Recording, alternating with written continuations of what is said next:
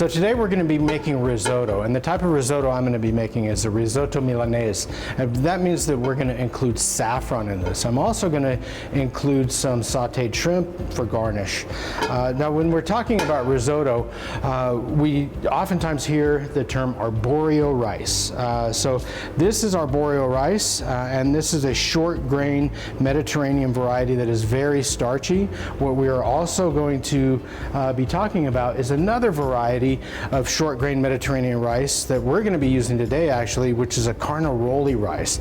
And the carnaroli rice, for some reason, and it has to do with the starchiness of it, and it's called amylase, this will produce actually a creamier result. So we're going to take a look at that today. And what makes our risotto different from 99% of other rice dishes is those most other rice dishes you set it and forget it, meaning you can saute the rice if you like, but basically what you're doing is you're including the water or the liquid base with the rice, bringing it to a simmer, covering it, and setting it aside, or just setting it to cook.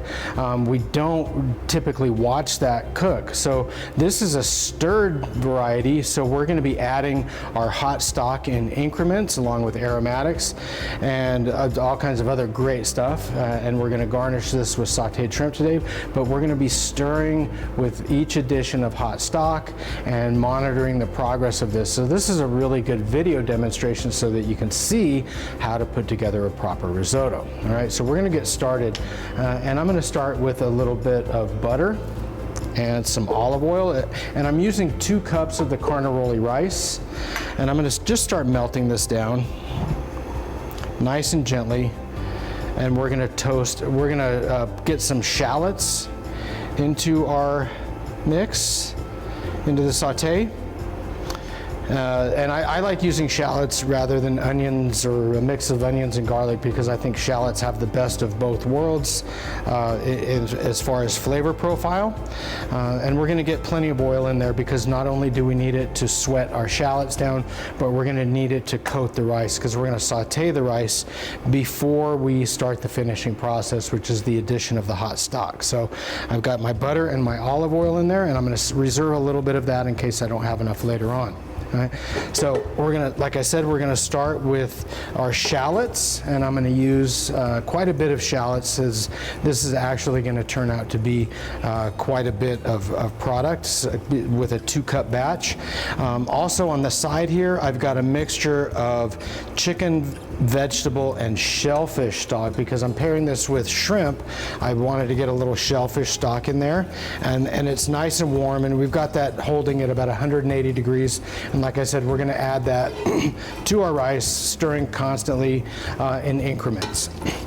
All right, so now I can hear and see that all of our fats are melted and the water in the butter is kind of bubbling off. Now it's time to add our shallots, and I'm going to add about 2/3 of the shallots that I have. I'm going to save the rest for the shrimp.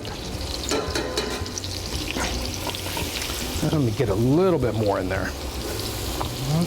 And that was 2 large shallots minced. All right. So we're just going to sweat this down, which means we're going to do it over low heat just to soften those shallots, get the aromatic qualities out of them. Then we're going to add our rice and saute that. With that, I'm going to add our saffron. And if you're not familiar with saffron, it is the stamens of the lotus flower, and it's most typically harvested in Spain, but you can also find it across the Mediterranean region. It is one of the most expensive spices on the market. A good quality saffron can cost you up to $100 an ounce, and we're going to use very little of it, by weight. It looks like a lot, and it's going to bring some really great qualities to our risotto. It's going to give it this beautiful yellow color, but it's also going to give it this wonderful earthy, floral, aromatic flavor. I absolutely love cooking with saffron. But it is expensive. And if you're looking for this stuff retail, you can find it at most Middle Eastern stores in, like 3-gram packs that are pretty affordable. And that's about 3 grams right there. Okay. All right, so our shallots are nicely sweated. It happens that fast. I'm gonna get our carnaroli rice in, and like I said, that's 2 cups. And we're gonna just saute this, get a little toast on it. We wanna get all of the rice coated with fat, and it's really important to do that because what that will do is the fat will bind to the starches on the exterior and give it a nice toast, kind of like making what we're really familiar with, the Spanish rice. And you should smell kind of a nutty, toasted rice smell before you start adding your other ingredients. So at this point, I'm gonna go in with our saffron. And I'm not going to add it all because that was a whole lot. And you can crush it up between your fingers, but this is the process called blooming the saffron. And what you'll notice down in the pot is that it starts to change color. Now I always like blooming saffron with oil and then with the liquid, because I think you get the most flavor qualities and color qualities out of it that way. Someone else may say something differently, but that's just how I like to try to do it. And one of the things that you'll see is these little red threads in there of the saffron, and it really is beautiful to see that. All right. The next thing I'm going to add is just a touch of parsley. And I just want to get about 2 teaspoons of parsley in there, and I'll add some more later to finish so we have a nice green color. I'm also going to get some fresh chopped thyme in there, and I want about a teaspoon of that because this is really going to add a beautiful savory quality. Get that stirred, and you can this smells amazing already. I'm going to get a little salt and pepper in because we want to season our products as we go. We want to season throughout the entire cooking process without overdoing it. Fresh ground pepper.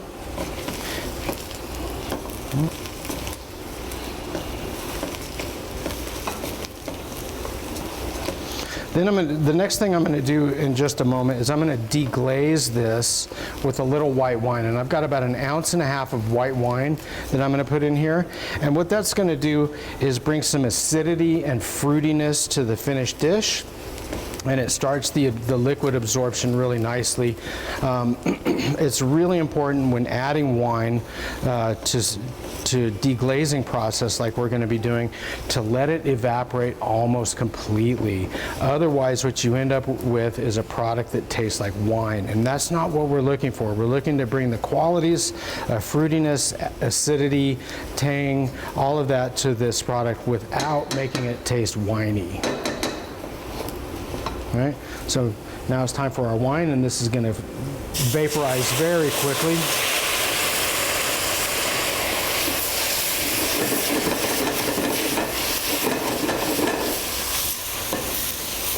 And there, you can't even see any wine on the bottom. All right, so now it's time to start our stock additions. I'm going to monitor my heat for just a minute, and I'm going to turn it down just slightly so that I don't have it too hot. And I'm going to start ladling in our hot liquid. And I'm going to add about 4 ounces at a time and stir.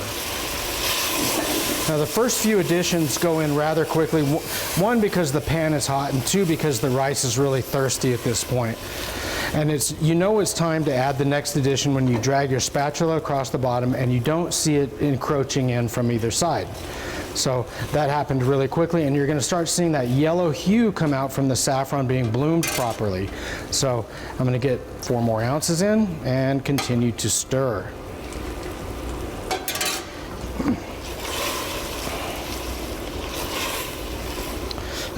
And now that I've adjusted my heat and I've got that initial addition of the liquid in there, this is going to happen a little bit slower. And we don't want this to happen too fast because we're not going to get that beautiful creamy result that we're looking for from the process of simply stirring this.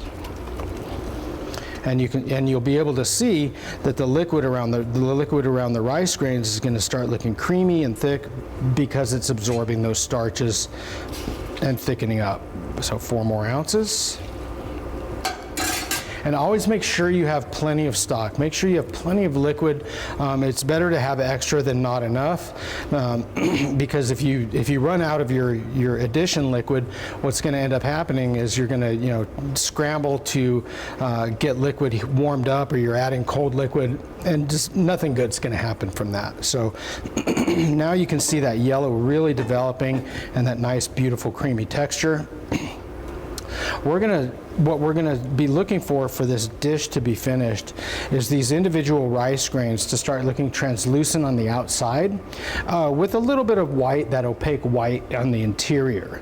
And we want this somewhat al dente, because it's really easy to overcook this and make a mushy product. So we need to have that kind of just to the tooth bite.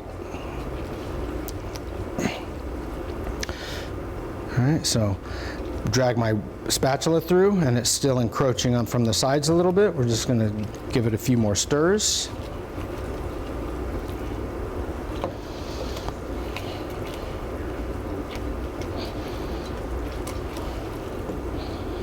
And when you're scraping or stirring, it's really important to scrape along the entire surface of the bottom and scrape down the sides of the pot or the pan that you're using, because all of those free starches that are combined with that liquid, they'll want to stick to the surface of the pan, and that's where they end up drying if we're not scraping, and we're leaving that flavor behind. So a couple more ladles full of our hot stock. And you see this beautiful yellow developing, and then a little bit of color from our herbs and our saffron threads. This is already looking pretty nice. This is that yellow color that we're talking about, and it's going to get more vibrant as we continue to cook, and it's really going to give a wonderful flavor to this. So we're just going to keep cooking this down and watching our heat. Turn it up just a touch.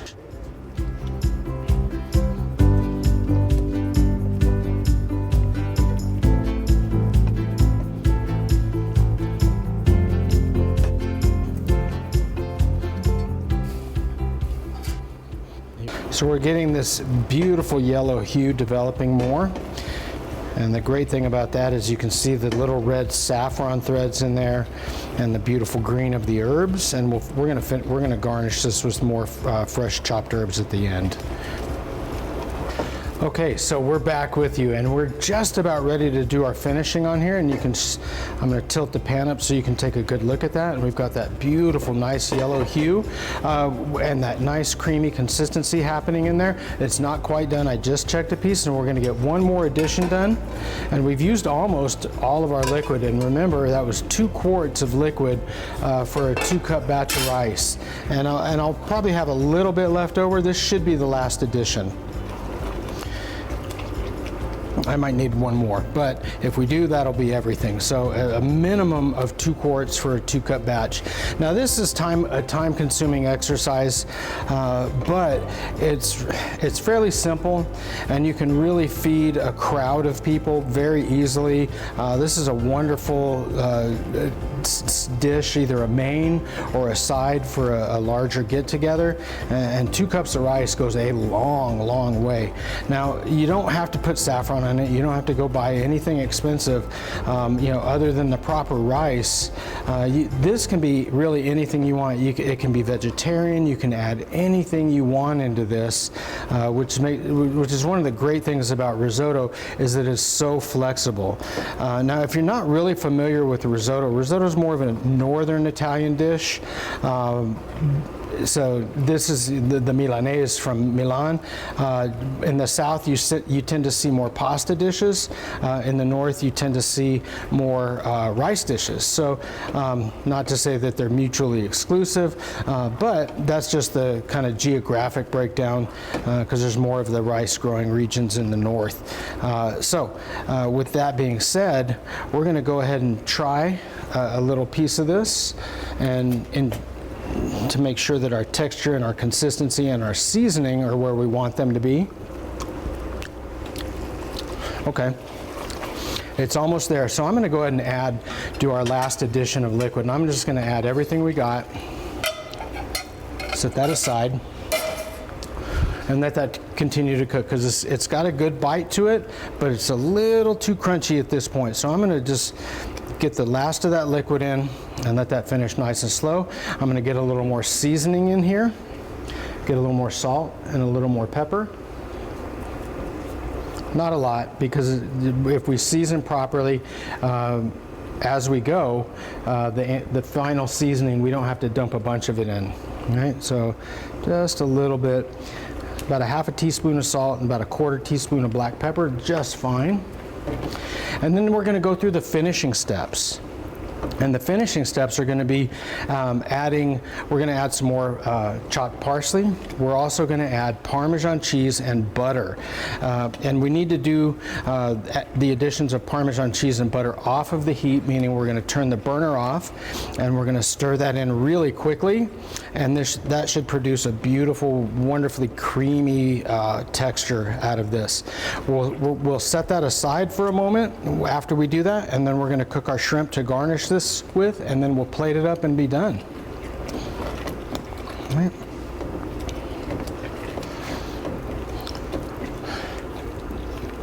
And I just absolutely adore the color that saffron brings, and you can see that it's just amazing.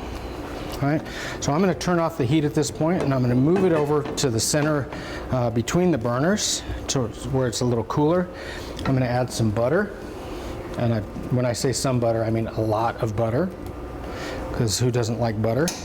And the butter is going to help emulsify this whole thing and make it nice and creamy. And it's also going to help that Parmesan to incorporate smoothly without clumping up or sticking too badly to everything.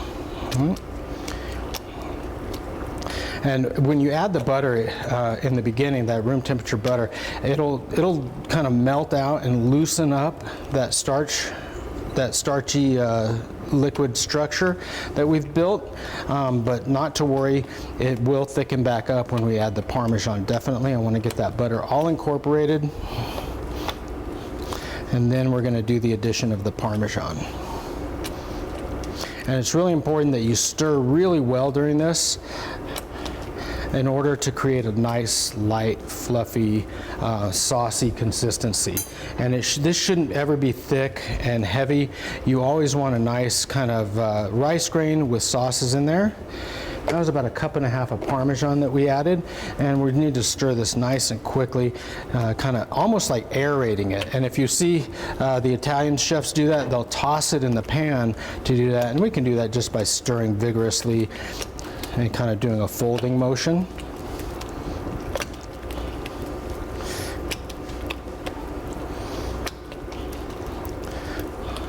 There we go. And look at how gorgeous that is. That is amazing. We're going to let that sit for a couple of minutes after I stir in some more parsley. And I'm going to add a good amount of parsley because I love that green color and that beautiful fresh parsley flavor that it's going to add. And again, like I mentioned earlier, you can add whatever you want to this and you really get outstanding results. All right.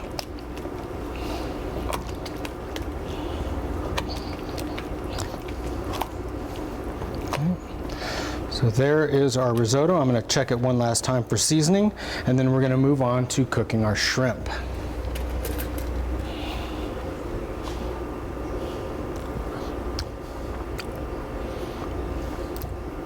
That's really good. Okay, so I'm going to set this aside and I'm going to keep it warm on my grill top. I've also got a bowl, a serving bowl to put that in that is nice and warm. You don't want to put a hot risotto into a cold dish that's just going to cause it to coagulate and get kind of stiff and nasty. All right, so for our garnish, we're going to start with about 1/2 pound, 3/4 of a pound of shrimp that are peeled and deveined. I took the tails off. They look nice, but if you want to eat them with a fork, you're going to have to grab and pinch the tails off, so that's kind of not ideal. All right, so for the shrimp, we're going to do olive oil and butter again. I have a little garlic, a little white wine, and some shallots. and we're going to also be adding some parsley, thyme, salt, and pepper.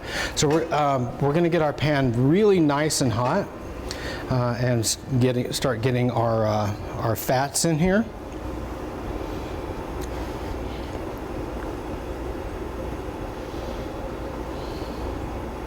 Right. There we go. I don't know if we're going to need all that butter, but better safe than sorry.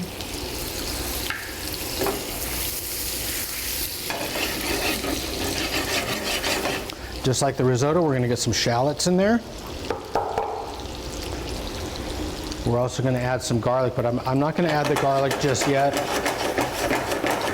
I want to soften up the shallots and let them kind of get their flavor into everything. I'm going to get a little salt and pepper into it at this point.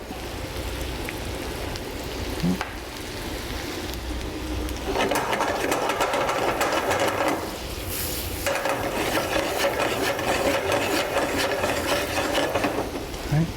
Now I'm going to go in with the garlic. This is all really quick stuff.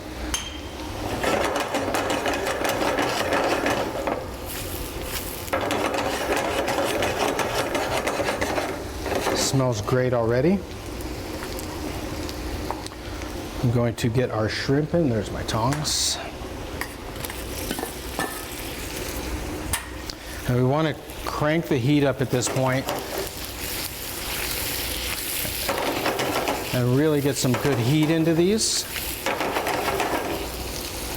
I'm going to add some fresh thyme and more of that parsley.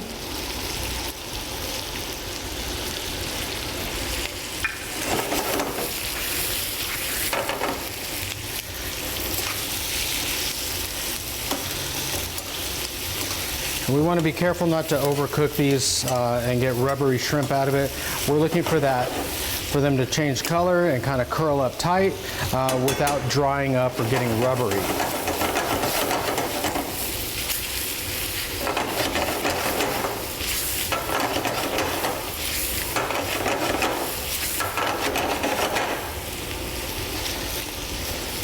I'm going to put a little more salt and pepper in there at this point.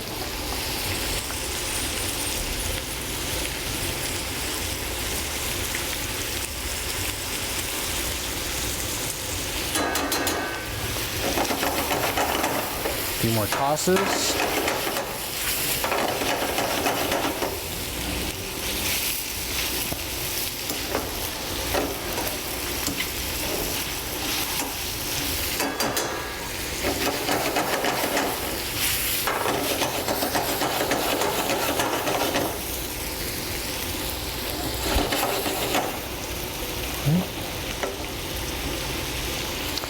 As you're getting close, you're seeing that color change happening, and you're seeing the structure of them tighten up. So at this point, I'm going to add some wine to that.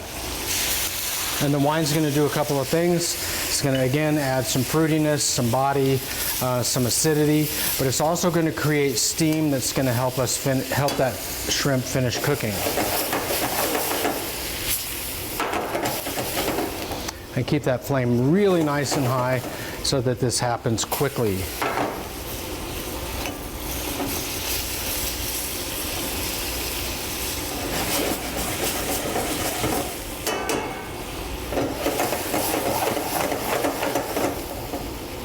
All right, I'm going to turn that off and let that sit while I'm plating our risotto.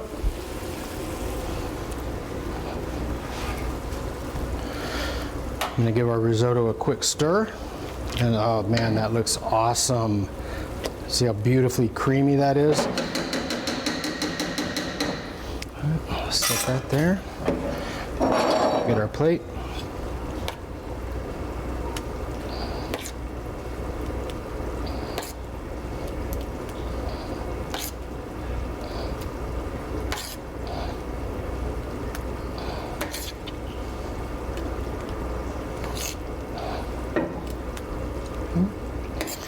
One more spoon.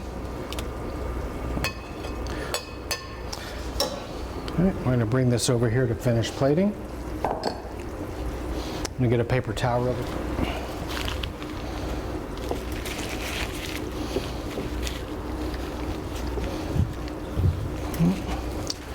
And then just plate up our beautiful garnished shrimp on there. We'll just put them around the outside so we can see that beautifully cooked risotto in the center. And if you like, you can top this with some Parmesan cheese or whatever you like. There we go.